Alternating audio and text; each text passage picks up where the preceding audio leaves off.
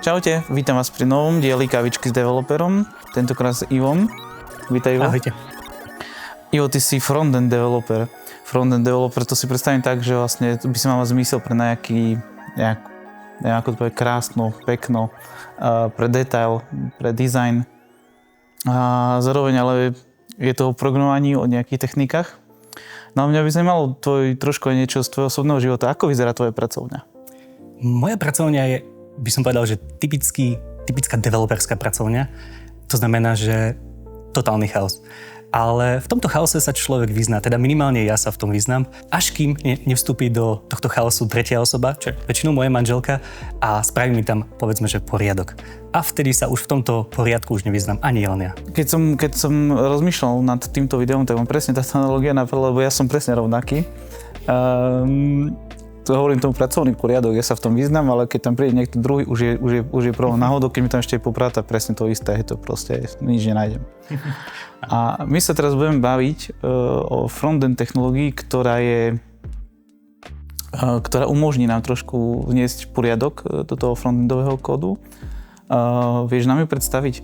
Ja som si vybral technológiu, ktorá sa nazýva middleware. A v podstate, čo je ten middleware? Ako si spomenul tú analogiu vlastne s pracovným poriadkom, povedzme. Middleware naozaj nám dokáže urobiť poriadok v tomto našom poriadku. A to takým štýlom, že nám poskytuje príležitosť rozšíriť tú schopnosť daného storu, konkrétne Redaxu.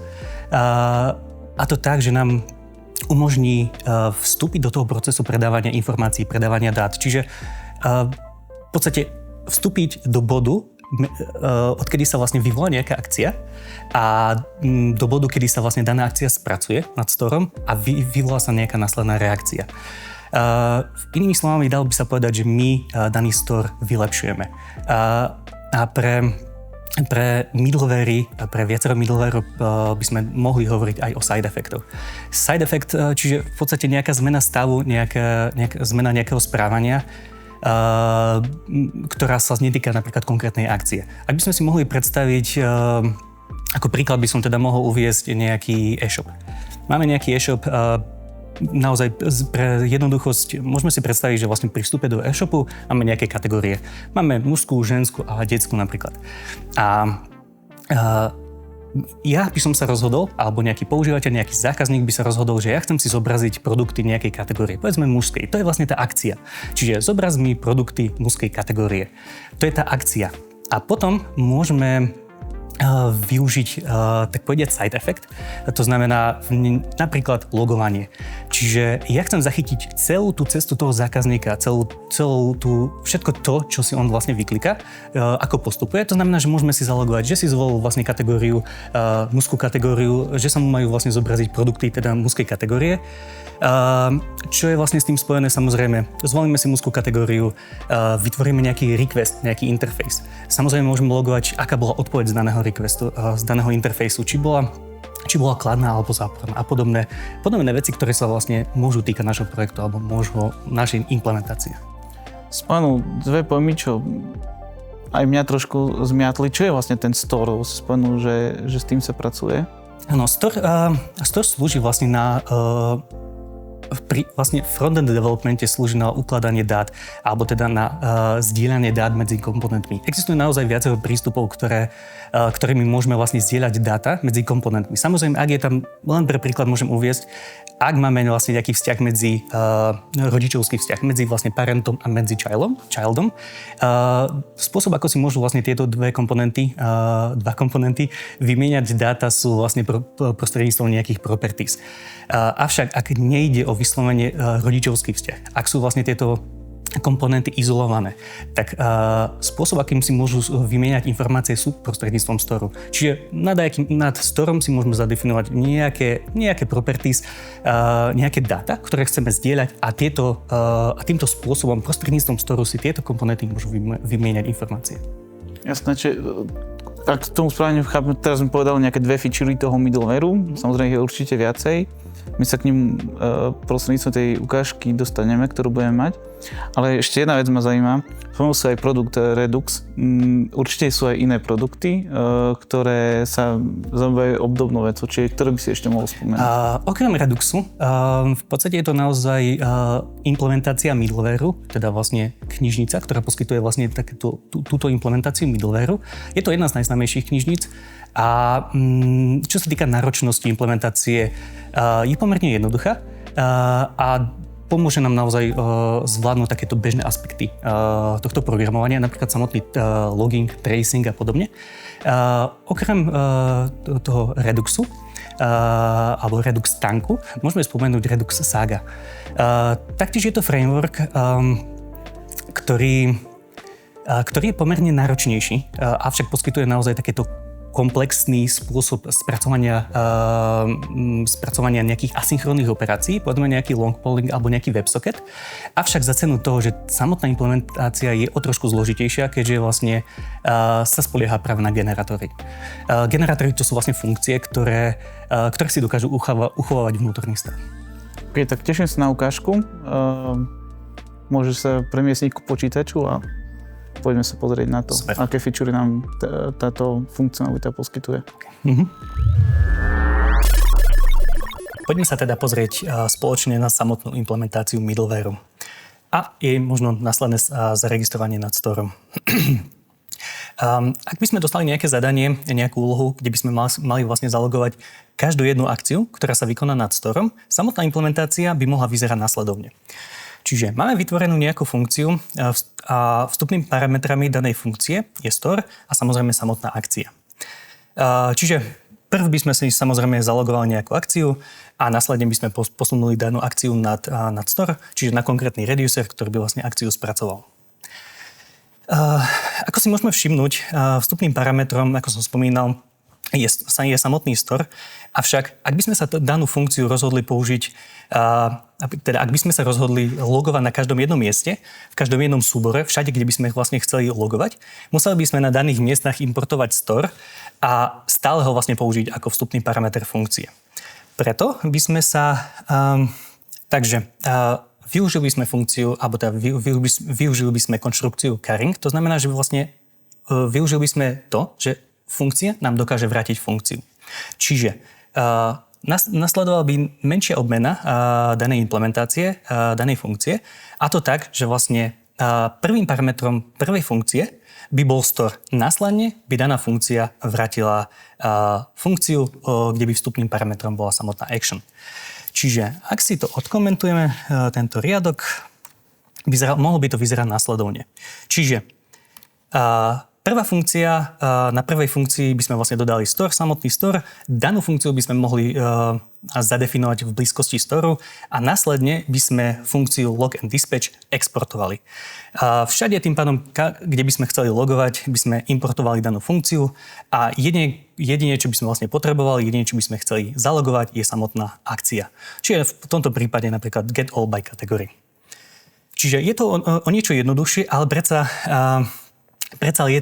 je to komplikovanejšie, je to zložitejšie kvôli tomu, že proste na každom jednom mieste, všade, v každom súbore, kde by sme chceli danú funkciu použiť, by sme ju museli importovať. Tak preto, takto si zrolujeme. Preto môžeme využiť výhody middlewareu, ktorý vlastne vyzerá následovne. Je to v podstate sekvencia 3 funkcií. Čiže ide znova o carrying, avšak všetky tieto parametre funkcie nám dodá samotný Redux.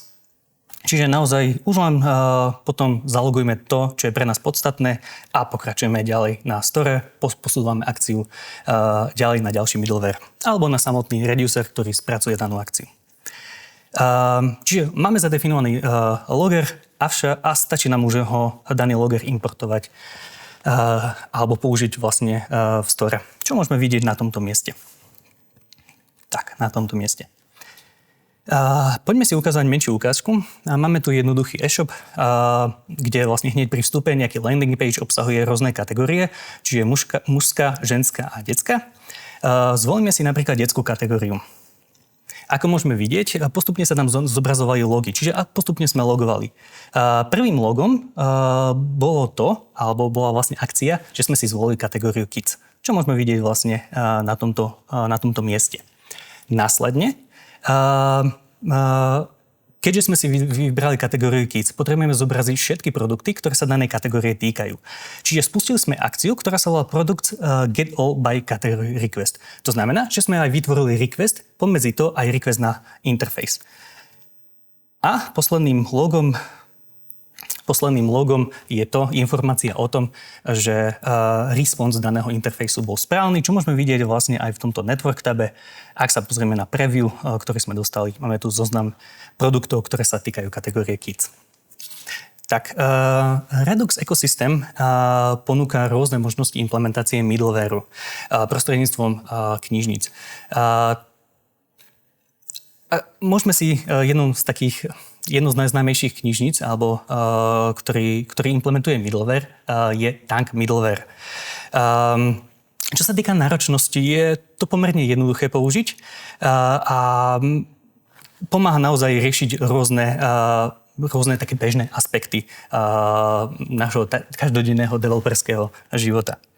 Oproti tomu máme ešte vlastne framework, ktorý sa volá Redux Saga, ktorý nám vlastne ponúka také komplexné manažovanie asynchronných operácií, čiže dáva nám naozaj veľkú voľnosť, avšak za cenu toho, že tá samotná implementácia je o trochu náročnejšia, keďže je založená na generátoroch.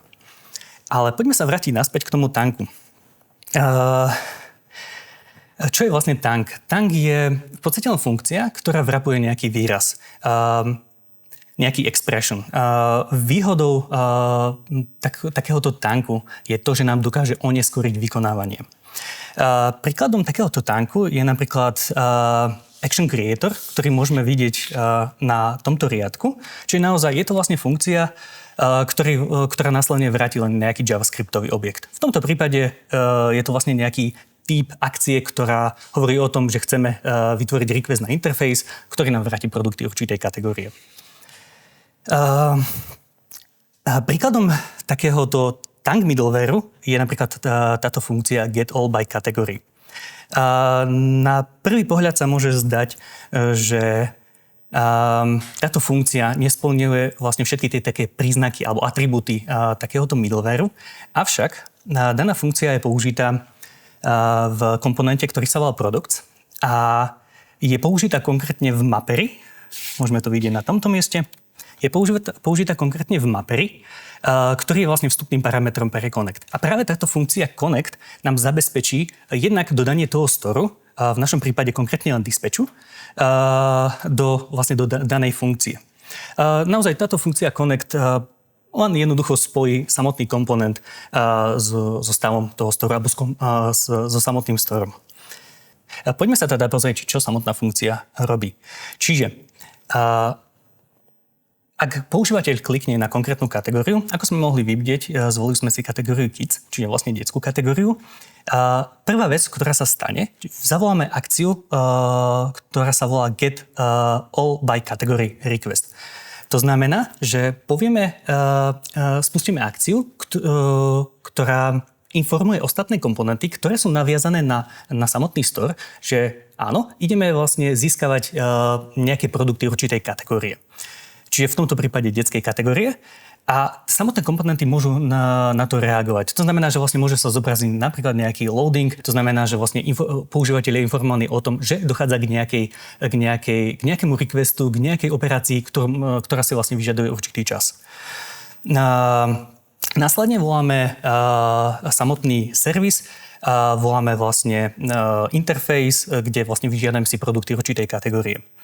Ak dostaneme vlastne odpoveď zo servera, je vlastne naozaj z daného interfejsu, ak dostaneme kladnú odpoveď, dispačneme alebo spustíme akciu, ktorá hovorí o tom, že odpoveď z daného interfejsu bola kladná, to znamená, že dostali sme všetky produkty, ktoré sme požadovali a môžeme vlastne následné produkty zobraziť. Samozrejme, znova môže vlastne všetky tie komponenty, ktoré sú namapované alebo ktoré používajú samotný store, môžu reagovať. To znamená, že môžu zrušiť nejaký loading, možno nejaký skeleton loading a zobraziť vlastne produkty konkrétnej kategórie.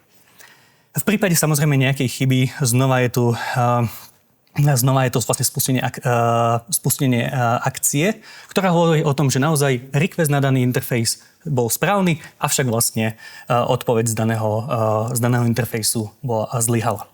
Samozrejme vlastne komponenty môžu reagovať na to znamená, že môžu zobraziť nejaký dialog, prípadne nejaký toast, ktorý informuje používateľa o tom, čo sa udialo. A prípadne môže to vlastne vyskúšať znova. Ak by sme sa pozreli trošku vlastne na ten tank middleware, v podstate naozaj ide o middleware, čo môžeme vidieť na tejto obrazovke. Samotná implementácia tank middleware je o trošku zložitejšia, ale v podstate za tou samotnou implementáciou sa skrýva takáto konštrukcia, kde naozaj vlastne sa pýtame, či sú samotná akcia, či typ samotnej akcie je funkcia. Ak je naozaj funkcia, tak danú funkciu zavoláme. No a nakoniec vlastne samotný tank zaregistrujeme, avšak rozdiel oproti bežným middlewareom je to, že tank middleware netreba zaregistrovať každý osobitne. Stačí zaregistrovať, alebo teda povedať storu, že áno, ide o tank middleware a v prípade, že naozaj dostane store nejakú akciu, ktorá je tank, tak aj nech na ňu správne reaguje. To znamená, že zavolá ten tank.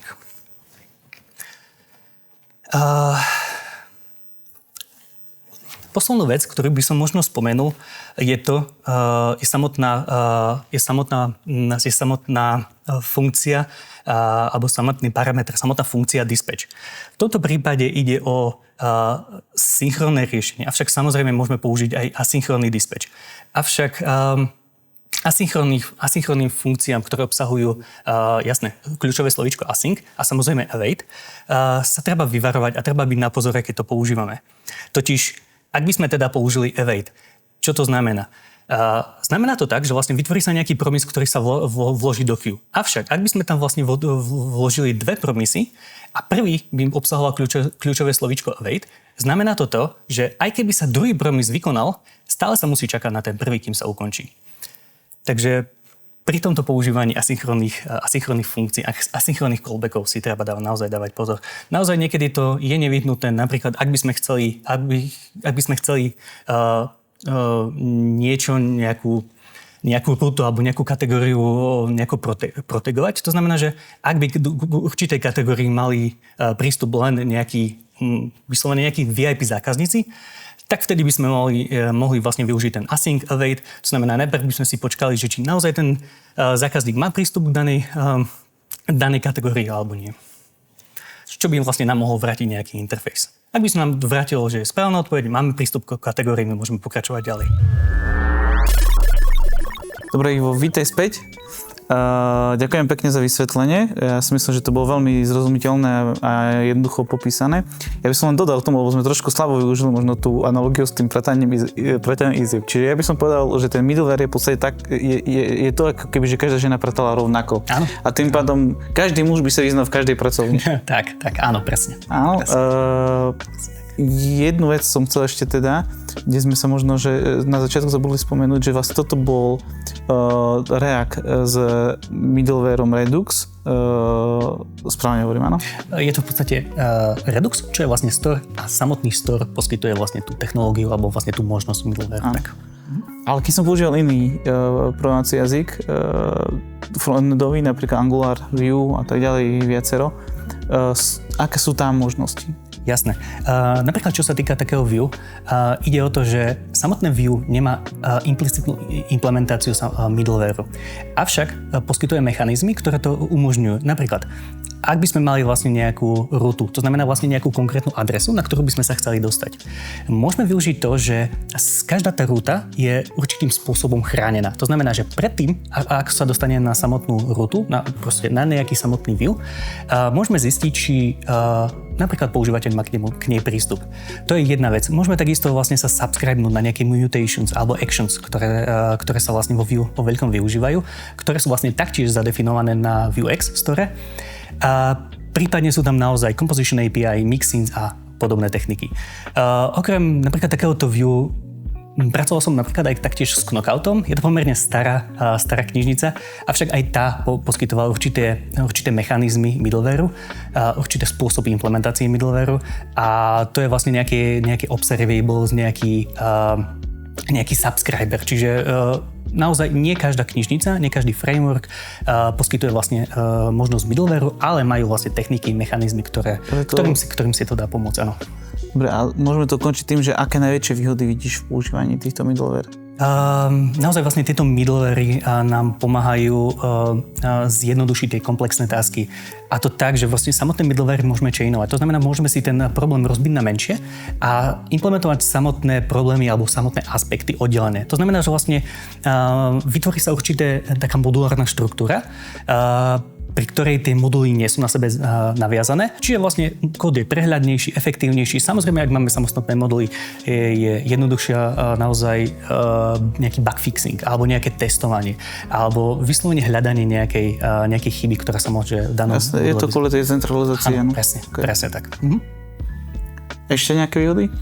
Pri tom použití middlewareov je ten kód naozaj krajší. Naozaj nevznikajú referencie medzi rôznymi modulmi. Alebo keď chceme využiť naozaj, ako som ukážal v tom príklade, ak by sme používali nejaké implementácie bez použitia middleware, boli by tam nejaké závislosti medzi sebou. A potom, čím je ten projekt väčší, tie závislosti sú väčšie a ten výsledný kód, ten výsledný projekt je naozaj by bol v konečnom dôsledku viac chaotický.